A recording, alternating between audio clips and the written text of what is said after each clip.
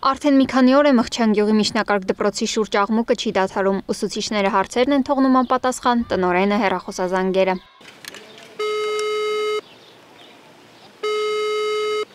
Նախ տեղեկություն տարածվեց, որ այս դպրոցի բարձր դասարանի մի քանի աշակերտ 4-րդ դասարանի 2 աշակերտի կապել են զուգարանում, ստիպելով օգտագործել սպիտակ փոշիանման զանգված։ Զանգվածն ուղարկվել է փորձաքննության, ԿԿ-ն դեռ չի հաստատել թմրանյութ է եղել թե ոչ։ Գյուղում ցնցված են տեղի ունեցածից։ Անակնկալ է, որովհետև մեր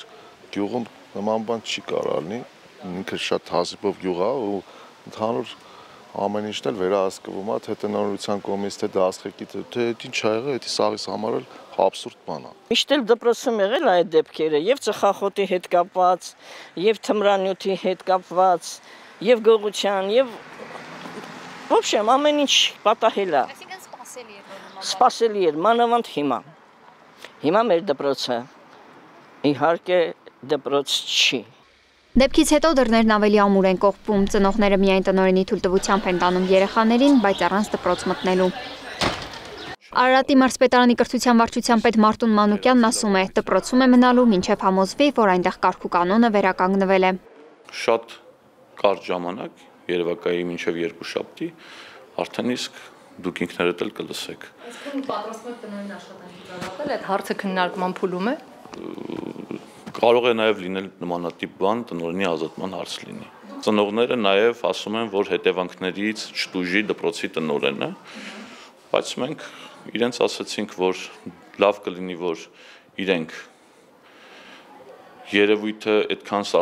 այդ աշճանի դեռ նախաքննության փուլում է, բայց մենք ոնց որ թե ավելի մեծ գովազդ արեցինք մեր հասարակության մեջ։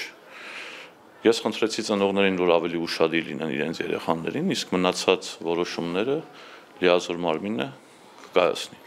Դեպքի մասին լսած ծնողներից շատերը եկել են դպրոց, ուսուցիչներին տեսնելու եւ պարզաբանումներ ստանալու։ Որքան էլ գյուղում զարմացած ու ցնցված են ծնողները փորձում են հանգստություն պահպանել, ասում են երեխաները տանը այս մասին ոչինչ չեն խոսում։ Երեխան կոնկրետ բան չի պատմել, ես ուրիշ տեղերից եմ տենց հետաքրքրվել, դե երեխան հա տենց թրուցիկ ասել է, որ սենց բան ա եղել։ Դա հիմա չմեկնաբանեմ։ Առնչվել է այդ խնդիրը։ Չէ, չի առնչվել։ Ստիպել են ինչ-որ բան։ Չէ, ոչ մի բան։ Դպրոցի պահով ես վստահ եմ, որ դպրոցը վատ դպրոց չի, ելի եմ ուզում նշեմ, որ թյուրիմացություններ լինում են բոլոր տեղեր, չարժի սենց սարքել պատմություն էլի, ամեն դեպքում հեսա կհասկանամ։ Իմ երեխան որտից պատմի, մեկը երկրորդ դասարանն է, մեծ տեղից չի ասել, աղջիկս էլ չի մանում տես կոնկրետ։ Ոչ մեկ չգիտեն այդ ինչա կատարվել։ Ու տենց արդեն որ շխուր արել են, որ իմացել են բոլորը։ Հոգեբան Նարինե Աբրահամյանը պարզաբանում է, թե ինչպես են իրենց դրսևորում երեխաները թմրանյութ օգտագործելու դեպքում եւ ինչպես պետք է արձագանքեն ծնողները։ Կտրուկ վարքային փոփոխություն։ Իդեպ պետք է ֆիքսենք, որ տարբեր նյութեր տարբեր փոփոխություններ են առաջացնում։ Այսինքն մի դեպքում դա կարող է գերակտիվացում լինի, գերաշխուժացում, հուզական անկայունություն, հա, մյուս դեպքում քնկոտություն, ալարկոտություն, այսինքն շատ տարատեսակ ծայրահեղ տարբեր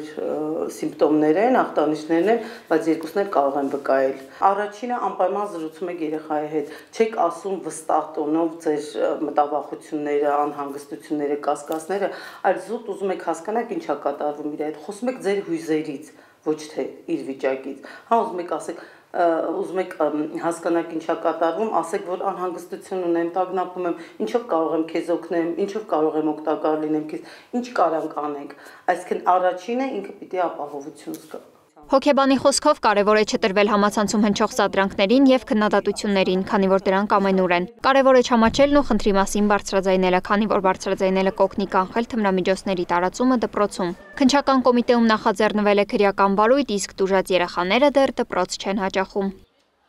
Սվետլանա Թորոսյան, Մհեր Դավթյան, Գառնիկ Նահապետյան, ABC Media։